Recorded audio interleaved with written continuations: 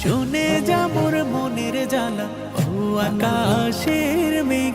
রসুলকে মোর বলবি গিয়ে মনের আবেগ, রসুলকে মোর বলবি গিয়ে মনের